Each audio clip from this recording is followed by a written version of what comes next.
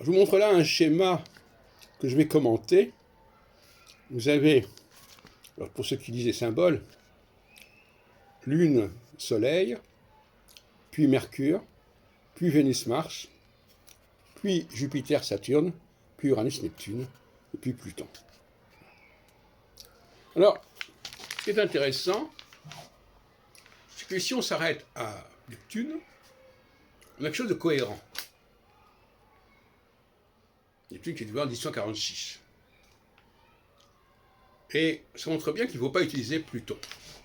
Et d'ailleurs que Pluton a été déclassé depuis une quinzaine d'années. Ce qui est intéressant, c'est de noter que nous avons 9 facteurs qui sont opérationnels, si on laisse de côté Pluton. Soleil, Lune, Mercure, Vénus, Mars, Jupiter, Saturne, Uranus, Neptune, ça fait 9. Et ce qui est curieux, c'est que les 3 dernières planètes, les 3 derniers noms de planètes, correspondent aux chiffres 7, 8, 9. Puisque 9 facteurs, c'est le nombre de chiffres. Saturne, on voit bien que ça correspond au 7, septème. Uranos, parce que c'est comme ça qu'il faudrait le prononcer, Uranus, ça correspond au 8. Octo, qui est un chiffre latin qui commence par une voyelle, à la différence du 7 et du 9. Et puis Neptune, qui correspond au 9, novem. J'avais déjà remarqué, d'ailleurs, il y a longtemps, je ne me souviens plus où, d'ailleurs, peut-être dans ce qui est pour l'astrologie. Donc nous avons les 9 chiffres qui correspondent aux 9 planètes, utilisables en astrologie, enfin, dans une sorte de cosmologie plutôt que d'astrologie, d'ailleurs. J'en ai déjà parlé, ça veut dire que toutes les planètes doivent servir par leur propre cycle, mais en tout cas, elles sont des variations autour de la dualité fondamentale du masculin et du féminin. Ce qu'il faut comprendre, c'est que si on se réfère au dispositif des maîtrises planétaires, auxquelles j'ai consacré énormément de pages, dès 1976 avec les pour l'astrologie, et puis en 1983 avec les mathématiques divinatoires, etc. etc. Et on remarque justement cet agencement. Si on part du Cancer, comme oppose Ptolémée, on a Cancer-Lion, Lune-Saturne, Lune-Soleil. Puis ensuite, on a la Vierge, pour Mercure. Mercure qui est une planète c'est la planète neutre. Parce que de toute façon, dans un système à 9 facteurs, il y en a toujours un qui est un peu à part, forcément. Parce qu'il ne peut pas y avoir 9 paires, il ne peut pas y avoir une paire avec 9 facteurs, autant de paires que de... Voilà, les paires, ça va être 8. Donc on a Mercure. Après, on passe à Mars-Vénus.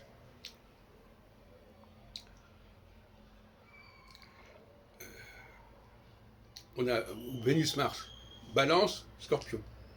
Donc on répète, Cancer-Lion, puis Mercure-Vierge, puis on reprend les couples, Balance-Scorpion, et Sagittaire-Capricorne avec Jupiter et Saturne, et Uranus-Neptune pour le Verseau et les Poissons. Et les Poissons, c'est le dernier signe. Donc on voit bien que Pluton, il n'y avait aucune raison de l'attribuer au Scorpion, puisqu'on a une succession qui est cohérente, et on voit bien que là, c'est Mars qui est en Scorpion. Et puis le fait que ça s'arrête au Poisson montre bien qu'il y a là un arrêt, puisque normalement le Poisson est le dernier signe. Alors, je ne rentre pas dans les détails, il y a des choses qui ne sont pas forcément absolument claires. Enfin, voilà une chose qui me paraît importante. Nos 9 chiffres sont liés aux 9 planètes, utilisables en astrologie d'une manière ou d'une autre. Soleil, Lune, Mercure, Vénus, Mars, Jupiter, Saturne. Uranus, Neptune sont à l'extérieur du système. Et donc, ce sont les... Bon. Alors, donc, on a... Enfin, ou plus exactement, Uranus et Neptune sont dans l'intérieur du système, et à l'extérieur, il y a Pluton. C'est pour ça que André Barbeau, lui, il a consacré 3 ouvrages. L'un a Soleil-Lune, l'autre a Mars-Vénus. Non, il n'a pas fait Mars-Vénus, tu vois, pas pourquoi. L'autre a Jupiter-Saturne, et le troisième, qui était le premier en réalité, a Uranus-Neptune avec Jean Carteret. Donc on a des couples, mais ce qu'il n'a pas dit, peut-être, il me semble, qu'il n'a pas dit, que ces couples sont liés à des signes qui se suivent, à des signes consécutifs. Soleil-Lune, c'est Cancer-Lion. Mars-Vénus, c'est Balance-Scorpion, ou Vénus-Mars. Jupiter-Saturne, c'est Sagittaire-Capricorne. Et Uranus-Neptune, c'est Verseau-Poisson. C'est important de le dire, parce que il y a là toute une cohérence. Voilà, donc je pense que j'ai décrypté quelque chose que moi-même je n'avais pas décrypté d'ailleurs, et que d'autres n'avaient pas décrypté par la force des choses, c'est-à-dire un système à 9 facteurs, avec Mercure qui est un facteur neutre, qui s'intercale entre le couple Soleil-Lune et le couple Vénus-Mars.